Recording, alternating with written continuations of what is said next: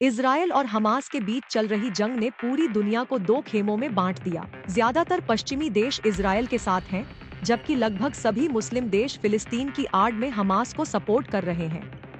वहीं मुसलमानों का एक समुदाय इजराइल से नफरत नहीं करता, बल्कि उसके लिए जान देने को तैयार है।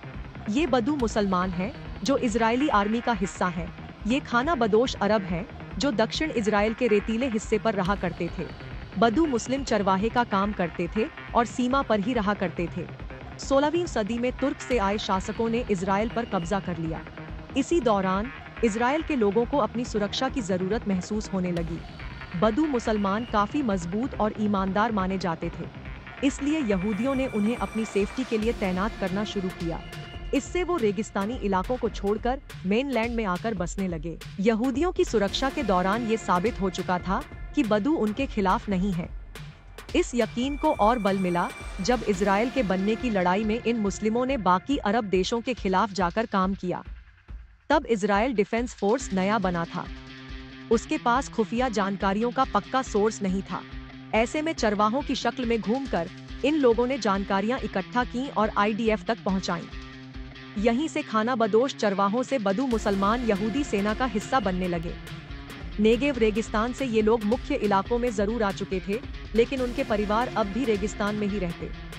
उनके पास बिजली पानी जैसी बेसिक सुविधाएं भी नहीं थीं। आईडीएफ की मदद के बदले उन्हें सारी सुविधाएं मिलने लगीं। साथ ही सेना ने दक्षिणी हिस्से में भी एक टुकड़ी तैयार की। साल 1986 में इसमें बदू मुस्लिमों की भर्ती हुई। इजराइल के लगभग सभी सीमावर्ती इलाकों की सेना में ये मुस्लिम भी काम कर रहे हैं। यहूदी सेना में इस समुदाय के लोग बढ़ रहे हैं। हालांकि कितने बदू मुसलमान आईडीएफ में हैं, इस बारे में कोई जानकारी नहीं है। फिलहाल 2 लाख से ज्यादा बदू मुस्लिम इजराइल में रह रहे हैं। ये अकेला मुस्लिम समुदाय है जो फिलिस्तीन से सटा होने के बाद भी इजरायली सेना और उनकी जिंदगी का हिस्सा बना हुआ है। पूरी दुनिया में करीब 40 लाख बदू हैं। इजराइल के अलावा मिस्र, सीरिया, जॉर्डन, सऊदी, इराक और लीबिया में भी ये बिखरे हुए हैं। सदियों तक रेतीले इलाकों में रहने के कारण ये न केवल शरीर बल्कि दिमाग से भी मजबूत हो गए हैं। इनके बारे में माना जाता है कि ये रेत पर पांव के हल्के निशान भी देख लें तो बता सकते हैं कि वहां से गुजरने वाला शख्स पुरुष रहा होगा या महिला। इस समुदाय के लोग बाज पालते हैं और उसकी मदद से दूसरे छोटे पक्षियों या जानवरों का शिकार करते हैं। तेज अंधड़ में भी ये निशाना लगा सकते हैं।